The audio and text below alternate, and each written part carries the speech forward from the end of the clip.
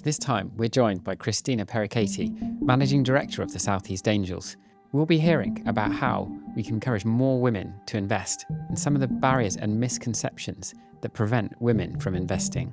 We need women to just start talking about it without having that pressure and commitment to invest. And joining an angel group, people already feel like, okay, well, now I have to be an active angel. I think the main thing that women probably think is like, oh, you have to be really, really rich to do this. And of course, you need to have the money to be able to risk in, speak to your financial advisor, etc. It's not something that guys will tend to think, right? Kristina shares with us some of the characteristics that startups have to make them more investment ready by angels. It's hard out there to be a founder and raise early stage funding. It's really hard.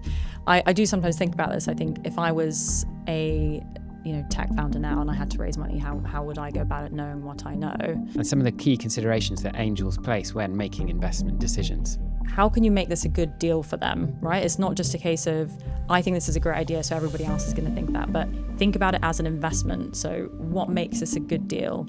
And how IP can make or break an investment decision. Because the thing is, as an angel, we're not always looking at it from the perspective of, exiting right at the end when they've become a huge success commercially, but actually, what if they can exit by selling the IP? Enjoy the episode.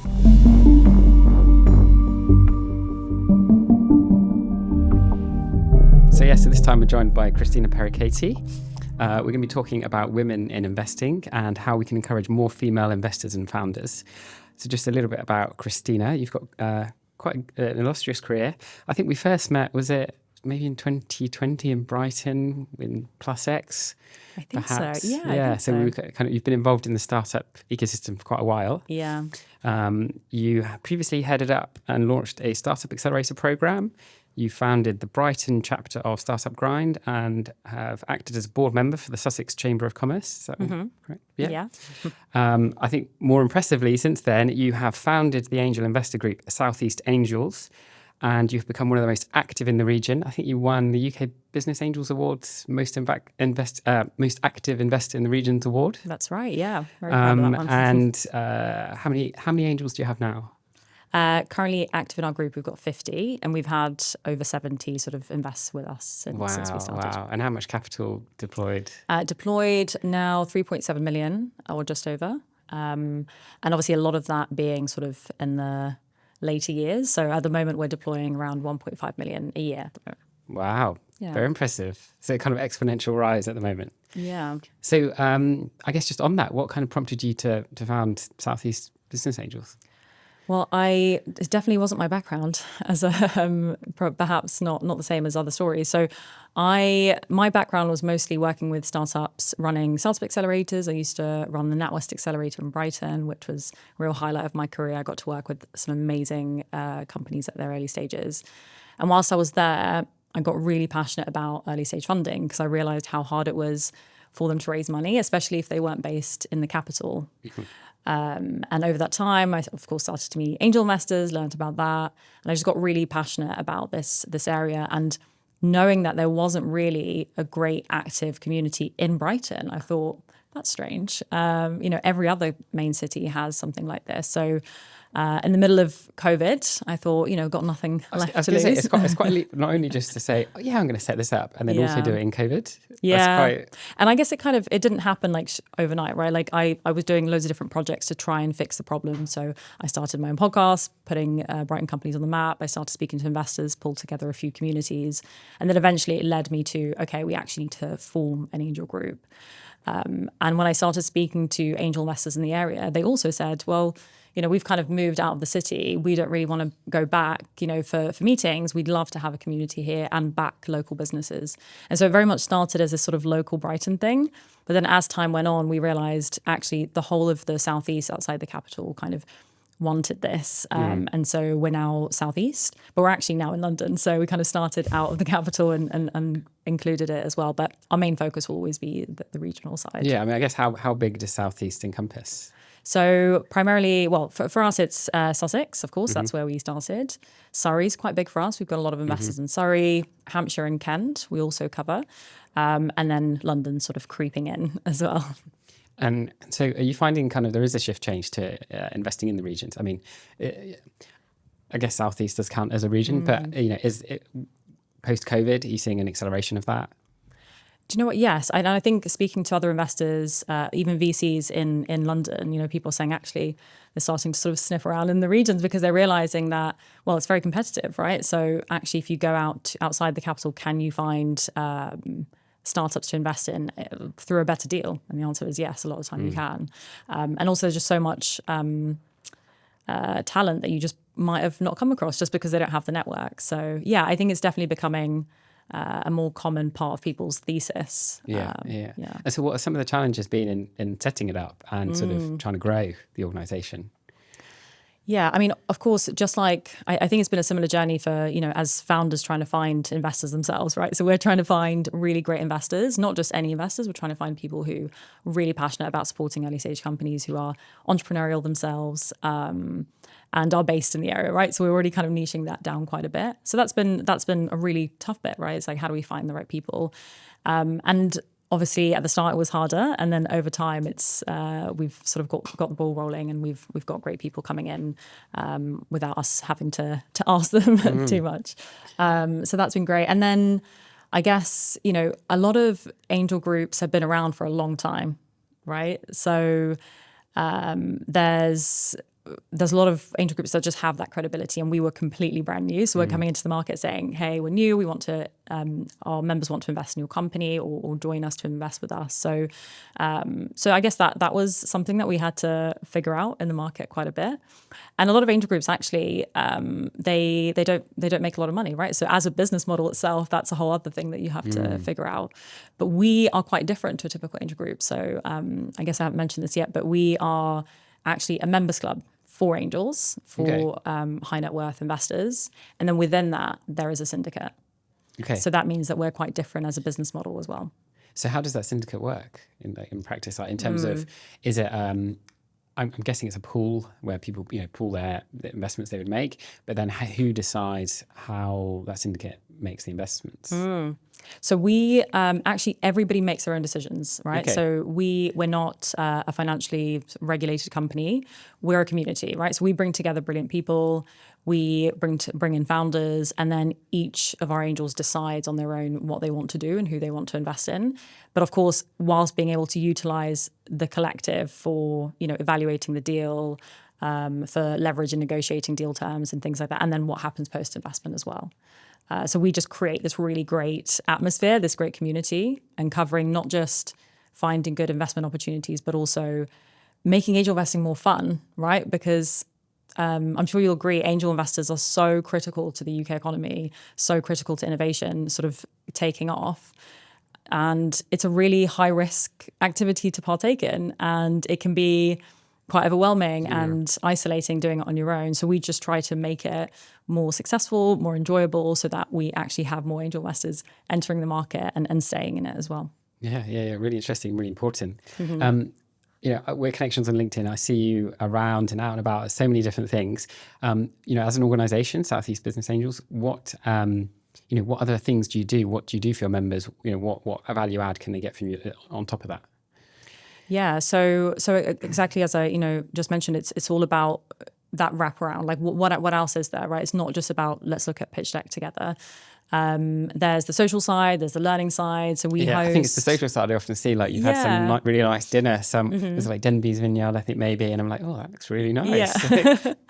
Yeah, and actually, a lot of angels that join us, they've just sold their business, right? And they're entering this new phase of life. They want new friends. They want to talk about their wealth. They want to sort of plan for what's ahead. And the really great thing about angel investing and why I think more people should do it if they can is that it's not just about the financial investment, but you're also opening all these different doors for yourself. You're building a really valuable network, right? Other angel investors are really successful people. Some people end up starting businesses together. Some people end up becoming great friends and things like that, right? So there's so much more value in it than just the financial element. So that's what we try to cultivate, and that's why we do these great dinners. All of our dinners are always unique, so we always go somewhere new. We always have a great local chef come and cook for us, and we always try and bring a special guest as well, whether it's somebody who's an expert in a particular industry or maybe a successful angel who we can learn from. Wow. Sounds really exciting. It's good fun. So in terms of like members, who would be, the particular members that you're still trying to reach out to and that you want to, obviously, ideally they're fairly successful people, but they're, people you'd love to join? Yeah, so our ideal members are either people who've just sold a business, so sort of entrepreneurial angels. And also what we're finding is becoming a more common thing for us is also sort of next generation family office principals, right? So the younger generation who want to do things differently and maybe want to add angel investing into the family portfolio as well as fund investing.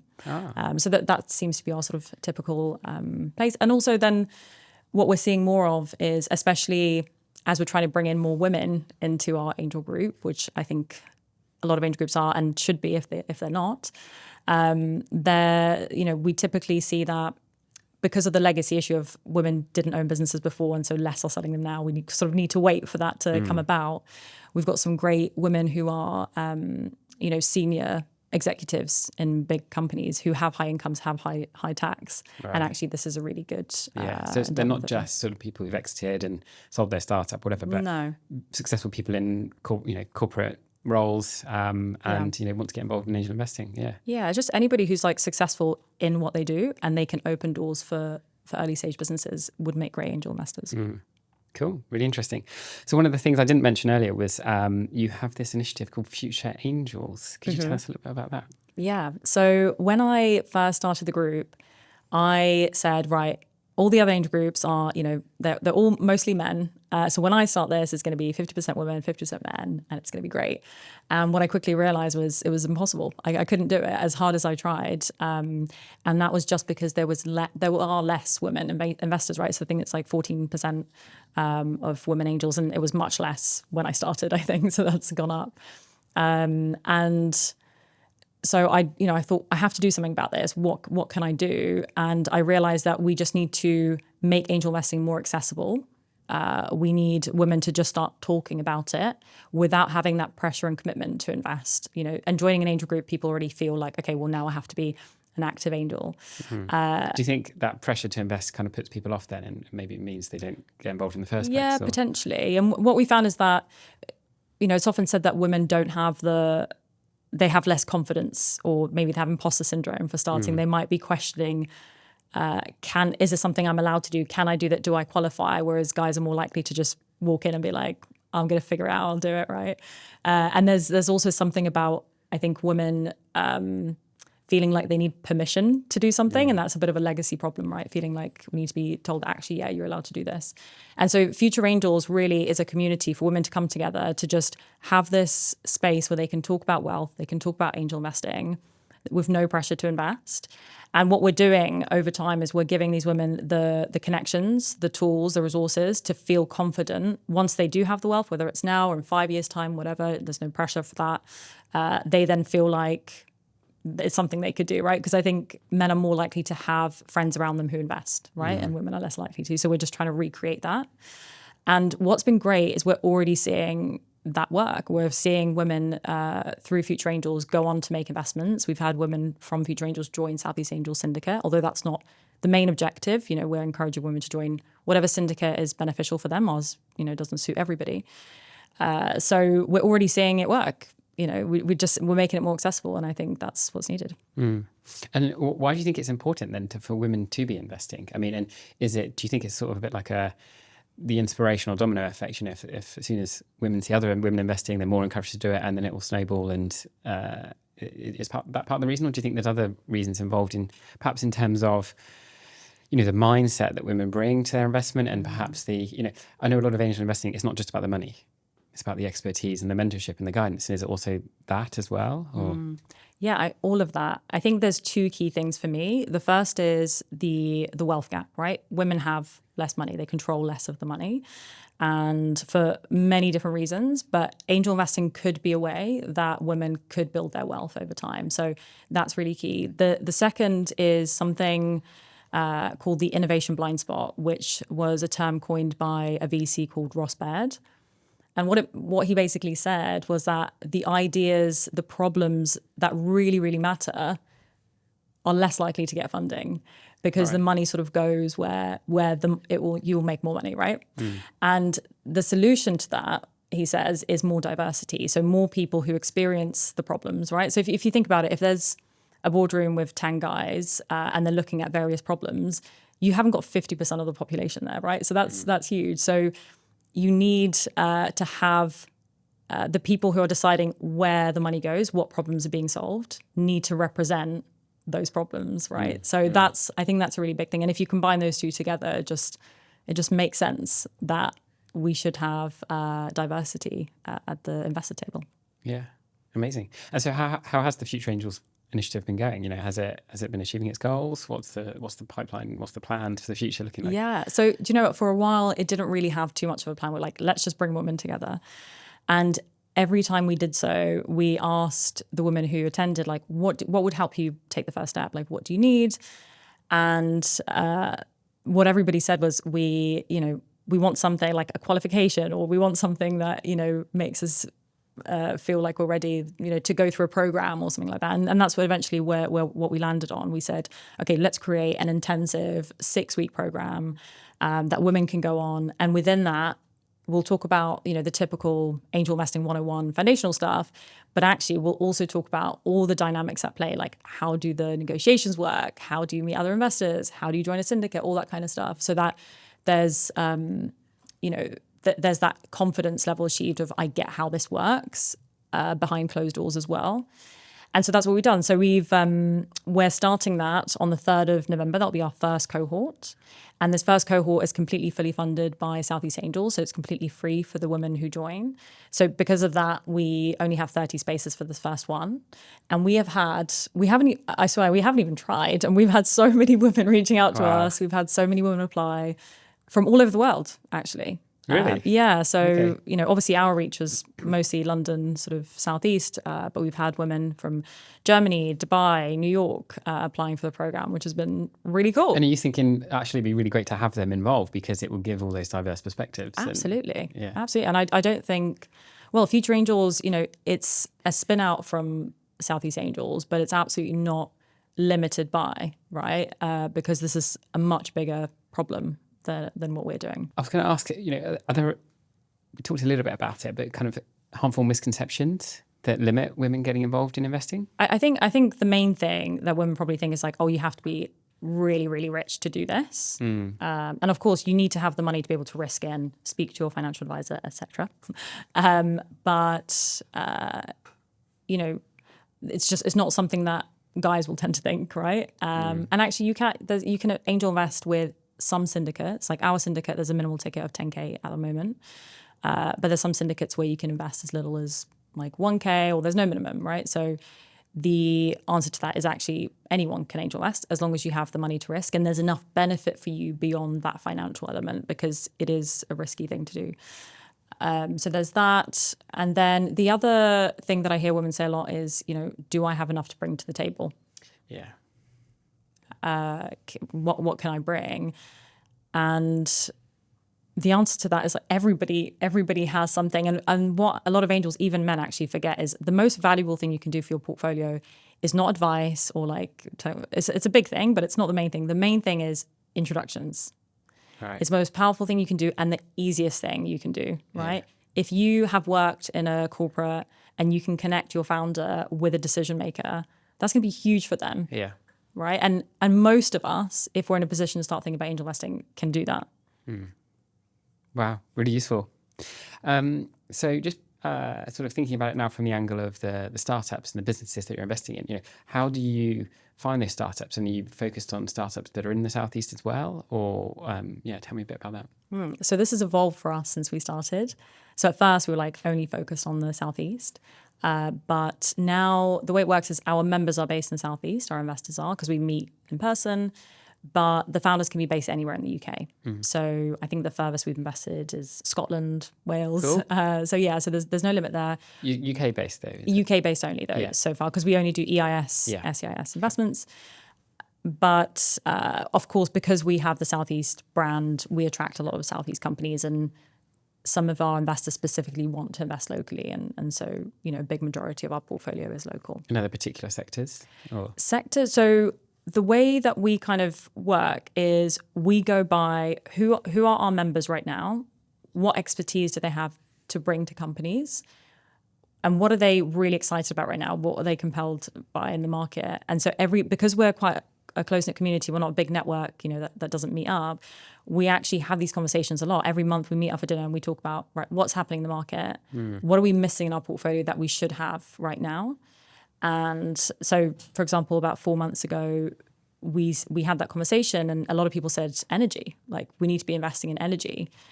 A lot of us don't have that in our portfolio. And so we then went out and started speaking to energy companies and started speaking to VCs in the energy space and building our network there. And since then, our members have made 3 energy investments since then. So that's kind of that's how we lead it. It's like, what do people care about right now, and what can we bring to the table to those companies? That's really interesting, because I would have thought there's a bit of a tension between what's sort of hot right now, and obviously like AI and stuff like that is. People always talk, it's like a buzzword. But then there's what you might feel like you should invest in, i.e. what's important to society.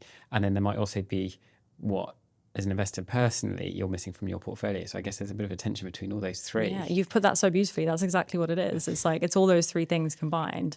And that's why it's not as simple as just, I'm going to go on a platform and look at deals. It's like, you need to have those conversations with other people who also get it, who have different perspectives. So I think that's why it's so valuable having that collective around you.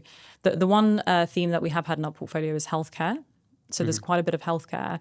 And I think it's one, because we have quite a few members who are experts in the healthcare space, doctors, scientists, people who've worked in the NHS. But also healthcare is just space I think everybody can get on board with. It's really exciting, And obviously now with everyone. AI, it affects everyone. Everyone can understand it. That's a space I'm really excited about as well. Okay, because that was going to be my next question, is like, are there other sectors that you personally are particularly sort of more interested in, and think perhaps there should be more attention given to? We talked about energy, we've talked about health. Are they the ones you think? Or? I mean, absolutely. I think a lot of people would agree energy and healthcare are big. I'm personally very excited about space. Okay. And our members have done one space investment. I've actually seen you doing some space things recently. Yeah, and I've also partnered with the UK Space Agency's accelerator. That's just, again, because I'm very nerdy about space. But is that in Hartwell? Is it, or what, the accelerator? Yeah. No, it's actually a London one, but I think they probably run the same one, the same company that runs it. But the thing I think a lot of people look at space stuff and they're like, well, this is, stuff I don't get, or it's, futuristic. But really, so much of our technology, so much of what we do on Earth is already powered by space, satellites, etc. Yeah. And so many of our problems will likely be solved with what's out there, right? So I think a lot of sustainability companies are now utilizing space technology. So much is already done with that. It's just maybe not talked about. So it's a space I'm really excited about. And actually, the reason we came about the company that our group ended up investing in, it's because I was going to so many investor events around space, and then I started speaking to people, and eventually we met some great companies and we met with them. But yeah, I think that's a space a lot more people should look at. Amazing. Yeah. Cool. So obviously you see a lot of startups. I'm sure the angels that you are involved with see lots of startups. Have you got any tips for startups themselves as to how to position themselves to be more, investment ready or more attractive to angels? And are there any pitfalls that common mistakes that you see them making? Yeah. It's hard out there to be a founder and raise early stage funding. It's really hard. I do sometimes think about this. I think if I was a tech founder now and I had to raise money, how would I go about it knowing what I know? I think building relationships and talking to as many people as you can is a really big one, because ultimately the more somebody knows you when you pitch to them, the more likely you'll be able to get an in. So with angels, there is a lot of that, just building relationships and, speaking to as many people as you can, telling them your idea, because you don't know who they're going to know. And it's very much a network thing. And then on the VC side, especially now, I'm finding that with people, actually VCs using AI analytics and things like that, it's getting even harder to get through, right? So, and I think it's only going to get harder. So even more important now to build relationships, right? If you're going to now be a pitch deck that's getting evaluated by something that's, just using numbers, building relationships even more important. So I think I would form my whole strategy around that. And then in terms of the mistakes and things of how to approach it, I think just putting yourself in your investor's shoes, like how can you make this a good deal for them, right? It's not just a case of, I think this is a great idea, so everybody else is going to think that. But think about it as an investment. So what makes this a good deal? How can you position it in that way? Or you've got to sell it, yeah. And is angel investing right? Is angel investment right for every startup? Or are there sort of reasons why maybe a startup should not consider angel investment, or it really should be something they totally should consider? No, absolutely. It's definitely not right for everybody.